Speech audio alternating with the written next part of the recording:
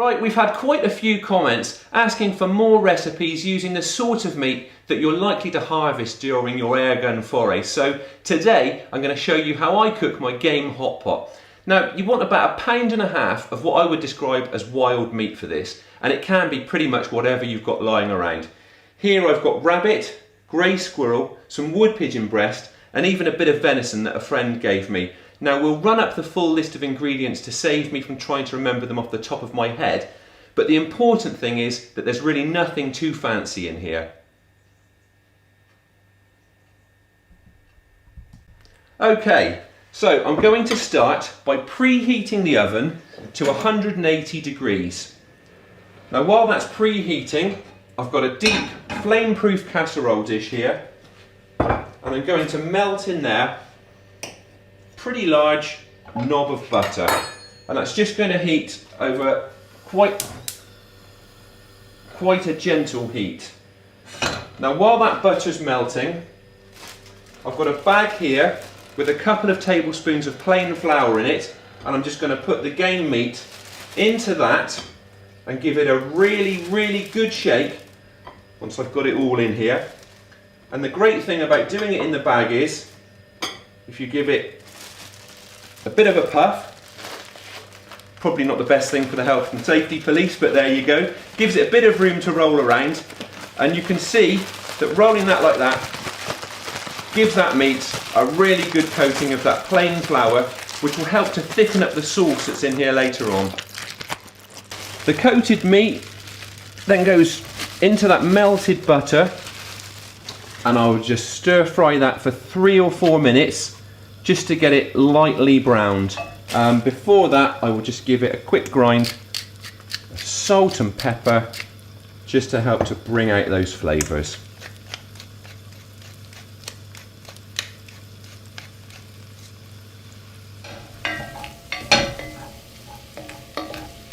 Right, that meat's looking lovely and brown now, and it's smelling absolutely delicious. So what I'm going to do is just turn off the heat. Then I'm going to diet out a shot and grab a bowl. And what I'm going to do is just take this browned meat, pop it into a bowl and just set it aside for now.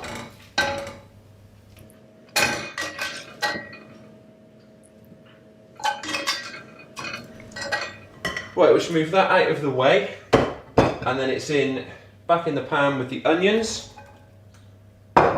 and the mushrooms, and then back on with the heat.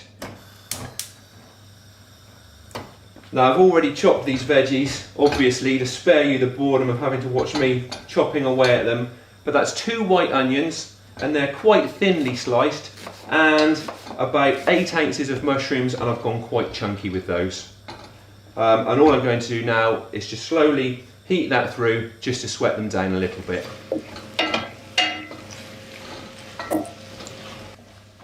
The vegetable mix is looking nice and soft now. Those onions and mushrooms have softened right down.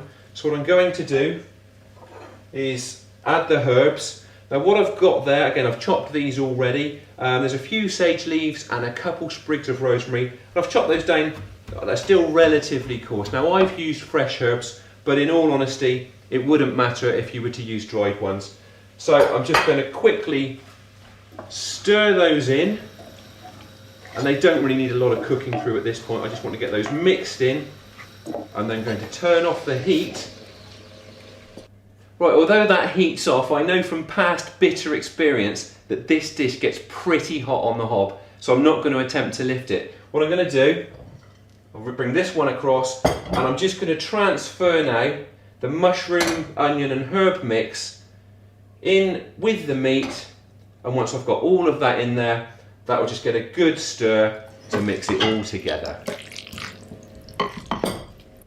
Back to the casserole dish, and I've got over here some thinly sliced potato, and I'm just going to use that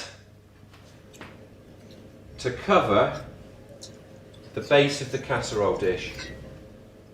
You don't have to be particularly neat with it, and also the dish is looking pretty crusty now from everything we've cooked in it already, and I'm really not worried about that because that will lift when the sauce goes in there and boils away, and that will just add a lot more flavour and even a bit more consistency to that gravy. So that's the first layer of potato. Once that's in there, that gets a grind of salt and pepper.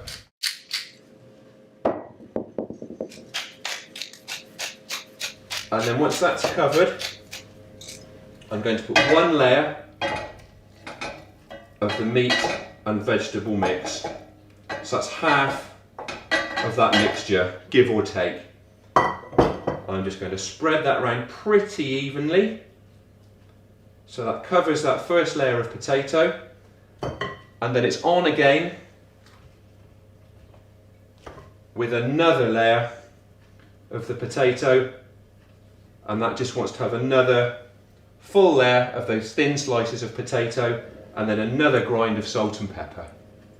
Now on top of that second layer of potato, I'm going to put the remainder of the meat and vegetable mix.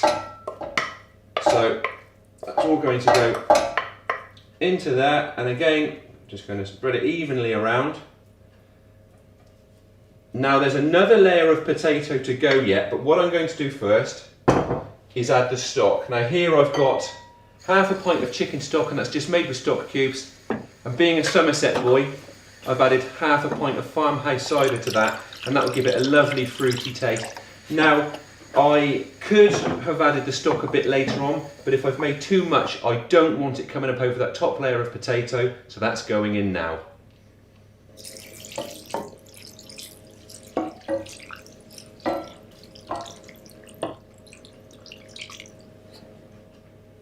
So the stock's in there. It's now on with the final layer of potato, and that just creates the top of that hot pot or pie. I call it a hot pot.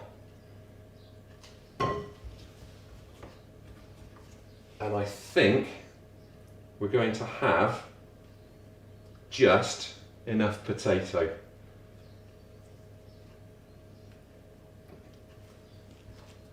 Yeah, perfect. Right, now that gets a quick brush of olive oil, so just on with a dash of that.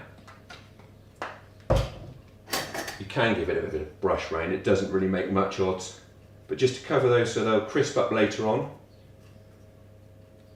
Okay, and then just another final grind of salt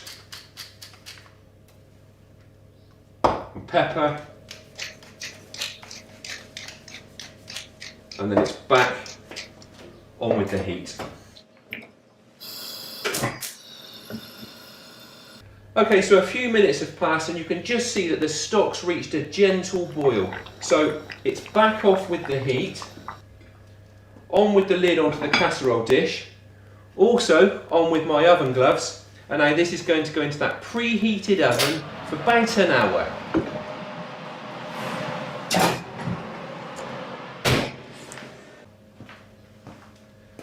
Okay, that's been the best part of an hour now, and I've done my best to tidy up the kitchen so I don't get in too much trouble when my wife gets home from work.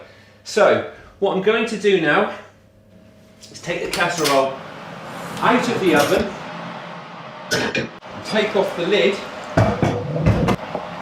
and it goes back in, and I'm going to crank it up to 200 degrees and give it another half an hour to crisp up. And that should give me time to prep a few veggies to serve it up with. Right, that should be just about done now, so let's take a look. And there it is. That's looking beautifully browned off and it's smelling absolutely delicious. Serve that with peas and carrots and there should be enough to serve about 4 people. An absolutely brilliant way to make the most of a fruitful shooting session.